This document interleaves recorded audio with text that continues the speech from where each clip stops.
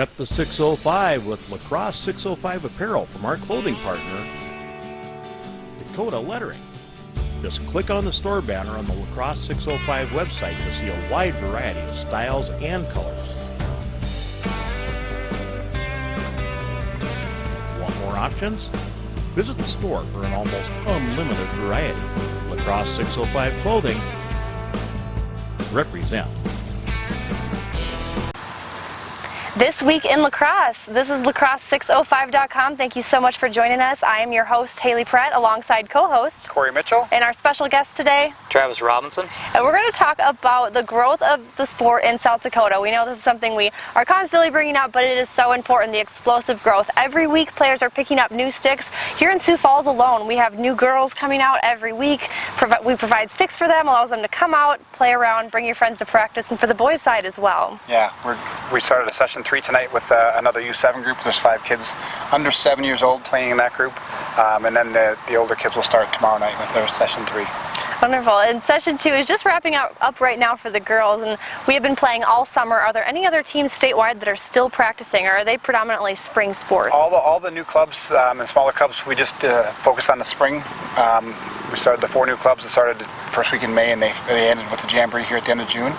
And now we're actually looking at trying to do something in the fall and trying to start making plans with those facilities first, and then we'll figure out if we have people to run the programs there, and then we'll go from there. So we're working on some events for the fall. We're kind of looking at doing a Jamboree in the fall, as well as possibly trying to get a couple of teams to go to a tournament in Minneapolis at the end of October. So just continuing and giving them a little more to chew on before we start going for next year, which we have a lot of big plans for next year we can get into a little later. Sounds good. You had talked about going to a tournament in Minneapolis. There's many teams, many programs to play at. Did you have a specific one in mind, or you just have a plan to go out there? And... Homegrown Lacrosse has one over the Halloween weekend. I think it's like the Pumpkin Bash, something like that. So that's the one we're kind of looking at. I haven't looked at their website to see what divisions they have. Hopefully they have boys and girls programs, because it'd be awesome to get a girls team to go up there as well. Homegrown Lacrosse has a lot of great options for Minnesota players. So if you are from South Dakota and you want to go find competition, I highly recommend reaching out to Homegrown Lacrosse, and they will hook you up with another teams to compete with, and you can get involved in tournaments that way. And first, I want to talk about Brookings. You know, we have Jorgen Dahl, a student at SDSU, who is also from Minnesota, came from the Twin Cities, and is now going to be a junior, I believe, at SDSU. He is kind of heading the whole Brookings lacrosse organization. Yeah, Jorgen was a great resource. I met Jorgen actually. I refereed a game between SDSU and USD last spring before we got going, and I kept hearing this guy saying, "Sir, sir," and being very respectful for the referees. So that's the first time I've met Jorgen. Hopefully our interactions have been better since then with not being a referee. But he's been great. He's gotten a couple of the other SDSU guys to help him out with coaching the kids up there. Janet Merriman headed up the girls program there, and Nate Quam helped with that side of things as well. So they had an advantage over a lot of programs by having that college presence and experienced players coaching. So it's been a great experience.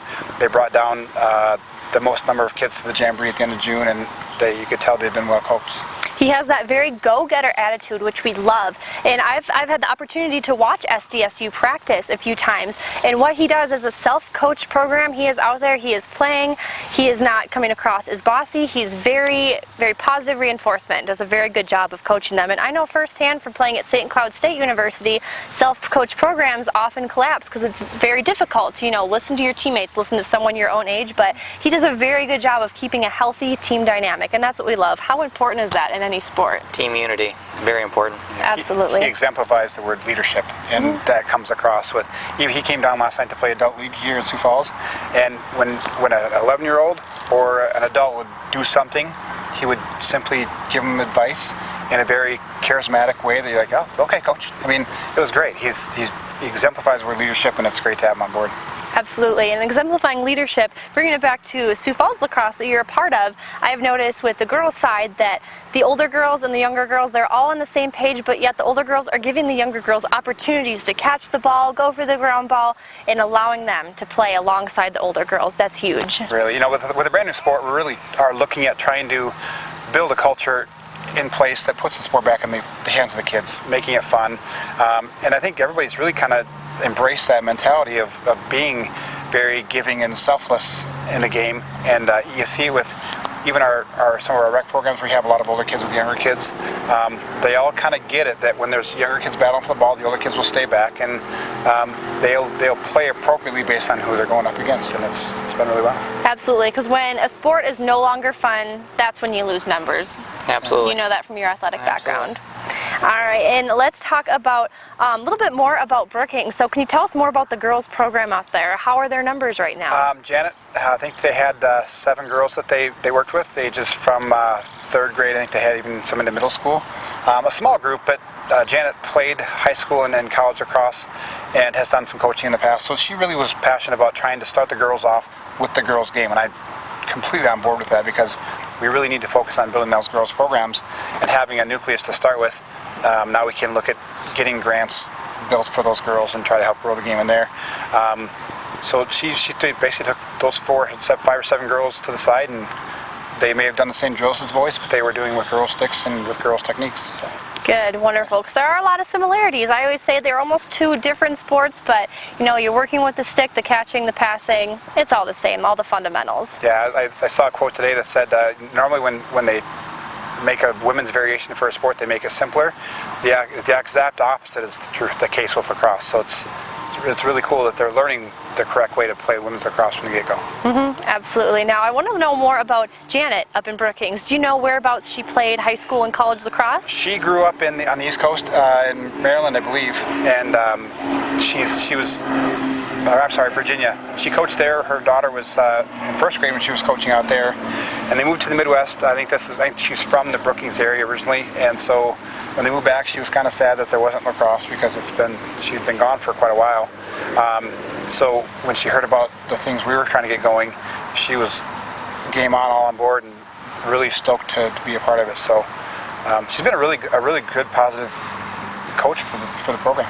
Good. And moving up north, Watertown, they have a program as well. Watertown had a program. They also had a nice advantage. They had Steph Bainan, who played college lacrosse at Bethel University and coached college lacrosse, actually decided to do the very same thing. So she had 3 or 4 girls there, but she taught them the women's game right alongside the boys, doing the boys' drills, but women's sticks, women's rules, women's techniques.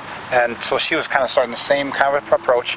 They also had a guy by the name of Jim Heflin, who moved here or grew up playing lacrosse in Maryland, and drove up from Lake Poncet to coach in Watertown. And we actually had a coach from Millbank, South Dakota, who would drive to Watertown for practices, who grew up playing in Indiana. So they had also a lot of advantages over some of the programs by having former players as coaches, and it sounds like they had a great time. They brought several kids to the Jamboree, and they were also well coached because they had a lot of skill. So. Awesome. Yeah. Wonderful. Well, the hotbed for lacrosse seems to be out on the East Coast. However, that's not exactly the case with wheelchair lacrosse. Can you kind of talk to us about Wheelchair Lacrosse USA and how that all came to be? Absolutely. We had a camp this weekend with a couple of players from the Wheelchair Lacrosse USA team. One was from San Diego, and Bill was from... I think they're both from San Diego. Both from San Diego, both on the West Coast. And, they've been touring all across the country, promoting Wheelchair Lacrosse USA, and a great stop here in Sioux Falls, South Dakota, promoting a sport that didn't even know existed up until about a year ago. And we're so excited to have them come to town. Now it's just a matter of building that foundation now that the people around the area who've been playing the regular wheelchair sports like wheelchair basketball and track now have had a taste of getting a wicker stick in their hand, and the nature of the game of lacrosse, and that taste that they've had in their mouth, they just want more and more and more. And I think if we start building a good foundation with some of the younger kids with disabilities, it's going to grow and blossom into a sport here in Sioux Falls that's going to flourish. Yeah, this is a great location for something like that, and they even talked about maybe doing some national tournaments here because we're so centrally located.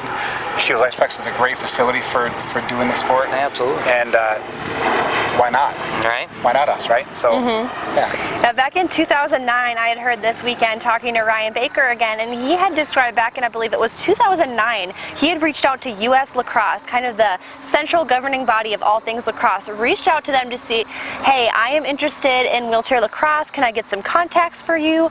I would like to know who I can contact to engage in some competition, set up some tournaments. So it took them a few days. They finally got back to him and said, you know what, I'm sorry, I'm a little bit embarrassed. We don't have anyone at this point. So that's what really motivated Ryan and the Wheelchair Lacrosse USA crew to start up these teams, and now they are actually going to one of the most prestigious summer tournaments out in Maryland next month. So just to show you how fast things have really grown for wheelchair lacrosse. Yeah, they just had that 20 programs nationally, and they're going out for the Ocean City Classic in Maryland, which is a huge men's and women's tournament, and they created a division this year for wheelchair lacrosse. They have great facilities, and they're going to have 4 or 5 teams playing the tournament. So wonderful. Awesome. And now we have talked about the growth of lacrosse here in the Midwest, very explosive, but the West Coast, California, has seen an even bigger growth, especially in the last decade. Hence why, you know, wheelchair lacrosse happened to pop up in the last 10 years or so. So now bringing it back to the Midwest here, we had talked a little bit about Watertown and Brookings, and Aberdeen has a team as well, but I want to know about West River, some of those programs. What does West River have to offer? West River has Black Hills Lacrosse, and they have programs based out of Rapid City, and that program was in its 4th year, and this year is the first year the Spearfish joined up under the same umbrella as Black Hills Lacrosse, but they have their own team. They had a team at U11 and U13. I think they said they had about 25 to 30 kids start. It's a great start for a community of only 9,000 people to have that kind of turnout the first year. We actually lost one of our great U11s, Smith Funky, and Schaefer Funky's little brother played U7, moved out to Spearfish, so we're going to get to meet up with them when we play Spearfish in the future, and it'll be nice to see them, but I wish they were still playing here. Absolutely. And what other teams are available? We had talked about West River, Aberdeen, what else? I know there's a few Native American communities that are now offering lacrosse. Yeah, there's actually a team at Mission, South Dakota on the Rosebud Reservation. Kevin Hoach Decorah runs that program and does a great job with those kids. Frankie Jackson runs a team out of Morton, Minnesota, which is close enough that they're going to participate in a lot of the activities that we do, and they have so far. And then Huron has a team there. They're actually in their 2nd year. They had 25 kids this year. They were actually a recipient of the First State Grant this year, so they had a lot of equipment to use for rental purposes to help grow the game there. And Mitchell was in their 1st year this year, and they had, I think, 11 kids start off. They actually had a really good, nice advantage too. They had a former Michigan high school player as their coach, and a former USD player as their coach. So they had some of these people who have played lacrosse in their past life are finding their way to the programs and get involved. And it's really been a great way to start them off the right way with proper teaching and techniques, because there's really a lot of times when you start new programs, they don't have a lot of local experts. So it's been kind of uncanny that there's that much lacrosse here when there hasn't been lacrosse here. So, yeah. Absolutely. You had mentioned the U.S. Lacrosse First Stick program. If you are interested in starting up a program in your area, whether you are in South Dakota or anywhere else in the country, we highly encourage you to reach out to U.S. Lacrosse. There are so many grants and programs out there to really kickstart lacrosse in your community. So give that a shot and let us know what you have done. We would love to hear success stories of how lacrosse is growing just outside of South Dakota as well. You've worked hard all year. I need you to bring it, dig down deep today. Because today, everybody plays. Everybody plays. Everybody plays. Everybody plays. Play. When we first learned to work together, it was through play. We learned social skills, give and take, freedom and teamwork through play. There's no age limit on play, no skill level required. Play It Again Sports knows play. We buy and sell new and quality used sports and fitness equipment for less, so everybody can play.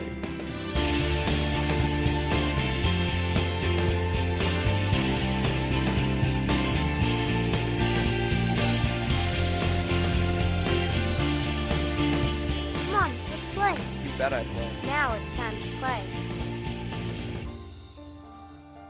Play It Again Sports. Play It Again Sports. Play It Again Sports. The official sponsor of All those that play.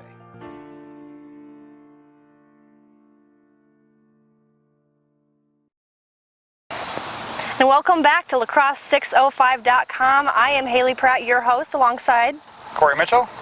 Travis Robinson.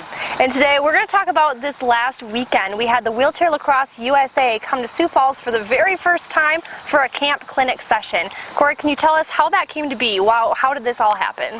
One of our hockey parents last winter, during the first week of hockey practices in November, said that she was talking to someone in the Sanford Rehab Services about doing sled hockey and wheelchair lacrosse, and she said, I know a guy. She contacted me, and we started the ball rolling. We got a sled hockey clinic going at the end of March, and we made the contact with Wheelchair Lacrosse in November to have them come out, and then kind of in the meantime, and Nelson from PVA was also making those same kind of conversations starting, and Lisa Cummings, and we kind of just worked together to get the thing going. I backed off because PVA was better funded than I was to bring the clinic to town, so they ran with it, and we just brought a lot of volunteers to help out with a great event. And can you talk about how much fun the volunteers had out there? There was a lot of our lacrosse players out there, and talk about the time that they had volunteering and participating in the community. I think they almost take more away from the experience than the participants did, because they're not used to being around that environment, and it feels so good to give something back and help spread lacrosse to a new market, new segment. And the guys out there, the guys and gals out there, have such a can-do, no-quit attitude. It was refreshing. Everybody was out there having a blast, tons of smiles. The reason sports are meant to be played is for that right there. It was perfect. It was very fun. Absolutely. Lacrosse, explosive growth out here west of Minnesota and out in the western United States. Travis, when was the first time you heard about lacrosse? First time I had experienced any lacrosse was on probably the television. First time I had my hands on a wicker stick was probably 2 months ago, playing a little bit of catch. And on the rink this past weekend was my first experience in actual play. And what all things did you take from that? What did you all learn? Did you enjoy it? I got a great taste in my mouth, and now I just want it more and more. I crave it. I carry around the stick constantly. Absolutely. It is very addictive, and that's what I tell all the players, is carry your stick with you at all times. Always have it in your hand, and once you make a habit of it, it is extremely hard to break. Am I right? Yeah. Yes. Absolutely. Very true. So, I was talking to a few of the guys and girls out there this weekend, and they said it's kind of hard for everyone to get together and do these events because there's a few different groups around town that have their own activities. Can you talk to us about the different organizations there are for wheelchair athletes? Right now we've got a wheelchair basketball team. We've got an adaptive wellness program with both Avera and Sanford.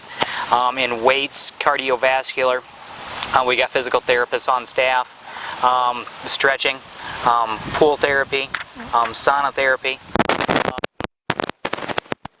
athletic program going on. We've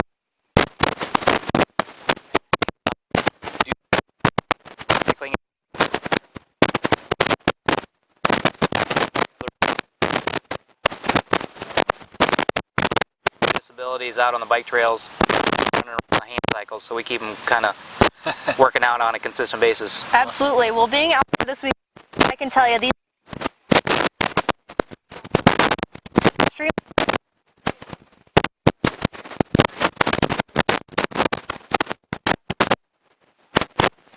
participants did we have out there this weekend?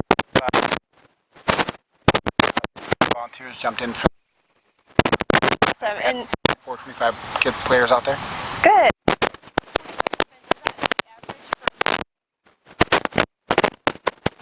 I would say yes to that. Yep. I would say yes to that.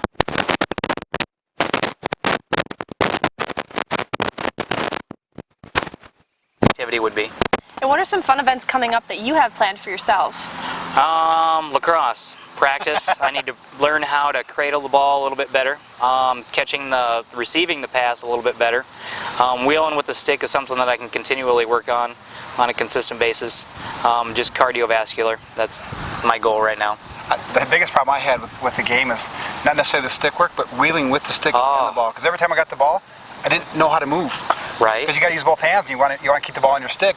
It adds a new perspective to the game. There's not really the cradle you talk about in able-bodied lacrosse, but still an important aspect. Absolutely, because you want to grab onto the wheel, but yet you got to still hang onto that stick. And I almost learned to push with the top part of the thumb as I was going. It was quite interesting. Yeah. That is very, very tough. And luckily everyone out there was wearing gloves, and that definitely helps, you know, with not only getting checked, but pushing along. I went without gloves for a little while, and my hands are a bit blistered today. So very important that everyone is out there practicing all the recommended safety procedures. Now, you'd mentioned reeling with the ball. Would you say that was probably the toughest part about the game? That's the most difficult part, I think. Yep. You just keeping control of the ball as you're pushing the chair at the same time it's very, you got to be agile, and you got to be very conscious of where the ball is in the stick. Absolutely. Very fast-paced game in the rink and on the field here. You always got to be careful of, you know, if you have a defender coming up right behind you, you got to be ready on that ground ball, ready to pick it up, get rid of it, pass it right away. Now, playing with a women's stick, it is a little bit different playing out there and wheeling with that. With the men's, you have that deeper pocket. Again, going back to the contact, the differences in the two sports, it is a little bit different trying to wheel with that stick. Do you know, can you talk to us about some of the differences there and playing with the women's versus the men's in wheelchair hockey? Well, you're definitely better than I am, because you would get the ball and you were able to move forward with the ball, and you were always engaged in the action. I was always trying to catch up. So I struggled with keeping. I'd scoop up the ball and then look around, and the ball's back on the ground. It was totally different because you don't have that time and ability to cradle because you're trying to move. So I can't imagine what it was like with your stick, and kudos to you. It still slashes like a men's stick, though, I will say. But no, it was, I think having a men's stick would definitely be an advantage in the sport, but you can maybe change your pocket a little bit to make it hold the ball better. Sure. And now talk to us too about the differences in, we do play with predominantly men's lacrosse rules in wheelchair lacrosse, and talk to us about the deep holes. We don't necessarily have the same length as the deep hole in this game. Yeah, you know, they did say that they can use like a goalie shaft for a deep hole, which is, the goalie shaft is 50 inches long as opposed to a 6-foot deep hole.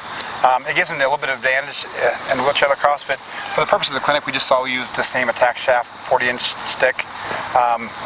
The deep hole just gives them a little more advantage to keep your offense at bay. And I suppose when players are much more agile and moving a lot more, that's definitely an advantage. But I don't think it really came to play this weekend. Sure. Probably easier to scoop up ground balls, have a little more leverage or on the stick to scoop them up, I would suppose.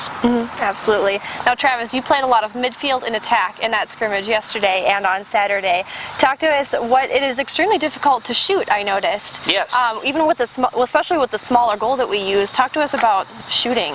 Well, you wanted to get like the one-touch pass where you get the ball right in the webbing, and then you just want to shoot right away, but you might be off at a different angle. So you want to turn your chair just a little bit to get that quick shot in, but then that defender's already turned a little bit, so you got to make sure that you're positioned where that pass might be coming from, and kind of, you know, be prepared for it to come before it's there. Absolutely. And can you talk to us about the defensive end as well, since you played a bit of midfield yesterday? I did. One thing, there was quite a few similarities between wheelchair basketball and lacrosse. One difference that I learned on the go from one of the USA players was that you can't seal the offensive player. As an offensive player, you can't seal that defensive player off from going after that ball. You know, it's kind of like a screen. So that was something that I learned that I could not do as I was playing. So yeah, as long as it's like not, as long as if you set your chair like a pick, then you're good. But if you're moving, yeah. But then, you know, whenever there's a loose ball, we were playing for 3 or 4 minutes, and you were on the ground. I was on the ground like 10 minutes. Oh man, 30 seconds in, I was on the ground with my back off. I was just flopping like a fish, and I'm like, oh, let's do it again. Yeah, you know, people think it's not as competitive and engaging are purely mistaken. Like digging out those balls was just amazing. I mean, you feel alive and like you're part of the game, and it's just you want more and more and more. Yeah. It is extremely fast-paced and extremely aggressive, just as much, if not more, than field lacrosse. I personally walked away with a few bumps and bruises from yesterday. I'm sure I'm not alone in saying that. I had gloves on, so I was fine when you slashed me. All right, can you talk to us a little bit about the draw? I like to think of it as kind of more towards the women's side of women's lacrosse, the kind of draw that they take. Yeah, you know, basically they set the ball between the backs of 2 sticks and kind of have it about head level, depending on who's in the chairs, about head level, and then it is just to throw it up and out. I don't know if there's a minimum height when they have the face-off, and girls, it's got to go over the head, but that's really how they start. Bending over to have a draw on the ground like men do would just be it just wouldn't work very well. So it was a great adaptation to the rules, I thought. Absolutely. And Ryan Baker from Wheelchair Lacrosse USA did say that they actually used to have that draw on the ground, and it is difficult for people with different levels of injuries to bend over and try and take that face off. So that's part of the reasoning behind having that face off up in the air with the backs of the sticks together. Well, thank you so much for joining us, Travis. It was a pleasure having you. We hope to have you back here soon on Lacrosse 605. I appreciate you. Thank you. Getting recruited by college coaches is more difficult every year. There are thousands of other athletes competing for your position. MyPlayerPage.com is the best place for athletes to showcase their personal and player information. Check us out today at MyPlayerPage.com. Any sport, any athlete, any state, any city, champions all. Bargain Bites has a huge supply of refurbished electronics. They're a Microsoft authorized refurbisher. Just look at this. Computers as low as $100 and a wide variety of electronics, all so affordable. Look at these deals. A Dell 4-core laptop, fully tested, only $200. A MacBook, fully tested and ready to go, only $200. Subscribe to the Bargain Bites YouTube channel and get all sorts of great tips from super technician Brendan. Bargain Bites, just east of the airport off Benson Road. Visit them today online at bargainbites.net. This week in lacrosse, we have a special guest with us today, Travis Robinson, who joined us this past weekend for Wheelchair Lacrosse USA's visit to the Sioux Falls for a camp clinic at the Shields Iceplex. Also with us today, our co-host, Corey Mitchell. Thanks so much for joining us. Now, Travis, Wheelchair Lacrosse USA was here, and they left behind some gear to kind of kickstart lacrosse here in South Dakota for the wheelchair program. Talk to us about your future plans for it. Absolutely. We're going to use the 3 sets of equipment to round up the current players that showed up at the camp. Kind of find other people with disabilities that want to try out the sport, get the taste of the lacrosse, wheelchair lacrosse out there. It's just amazing. I mean, once you get a stick in your hand and a helmet on your head and you're out there wheeling around with the ball, I mean, there's nothing like it. It's amazing. And hopefully that passion will be passed on to the other kids here in the area. For sure. We even had a little bit of growth between Saturday and Sunday, had a few more people show up, so that was wonderful. Hopefully the word can continue to spread out there. So now let's talk about what How does wheelchair lacrosse compare to the other sports, other adaptive sports you've played? Absolutely. Some of the differences for people with disabilities, there's different levels of disability out there. We've got some people with disabilities that still have waist movement. When it comes to, let's say, wheelchair basketball, they can maneuver their chairs a little bit better than what a person with a paralysis might have, with like an upper level T6, T7 paralysis at that level. They can move their chairs a little bit faster. They're a little bit more agile. They can sit a little bit taller up in their chair. The thing about lacrosse is that when you go to dig out the ball, you don't necessarily want to be that tall person. The height doesn't come into play because you want to be lower to the ground to dig that ball out. And the speed and the agility, that just comes. I saw people with paralysis hanging right there with people with amputees and things of that nature. And I mean, just as long as your positioning is right, the tactics are right, you can compete a little bit better than what a person might be able to compete with in the basketball realm. Right. Sounds good. And I know Ryan Baker had kind of touched on with other sports, does the type of injury that you have, does that kind of come into play with different leagues? Is there leagues specifically for amputees, for... Not necessarily the amputee side, but when it comes to quadriplegia, which is a breaking of the thoracic bones, the neck area, so you've got minimal, not use of the hands. There's some, you're not able to, the dexterity in your hands isn't as good as what it would be if you had just an amputee or if you were a paraplegic. So they've got their own sport that is quadriplegic specific called quad rugby, and that is like soccer with a volleyball played on a gym court, and they're like, let's say people with paralysis or amputees cannot compete in that sport because it would be all out Crazy. Sure. I've heard that's even extremely intense and very contact focused. Absolutely. So, Absolutely. And those guys are on the ground just as much as any of us in wheelchair lacrosse would be. And the thing about it is they've got the ability for them to play up, but we can't play down. Sure. Which, I mean, we do have some quadriplegic players out there that do have the ability to go out there and compete at a high level. Yeah. Okay. Absolutely. Wonderful. We did have one gentleman out there, Scott, who is with us. He had won a gold medal. What was it? The paraplegic, or I'm sorry. Power slalom. Power chair. Power Yes. slalom. Yeah. Absolutely. Okay. Yeah. Essentially an obstacle course in this power chair, and he had a time of 4:04 with penalties. Okay. And we asked him what second place got, and he said, I don't know, I don't care. Second place. So. Yep. Yeah, so lots of talent out there this weekend. So that is a wrap for today. I'd like to thank you so much for joining us here at lacrosse605.com. I am your host, Haley Pratt. I'm Corey Mitchell. And our special guest today, Travis Robinson. And you are Lacrosse 605.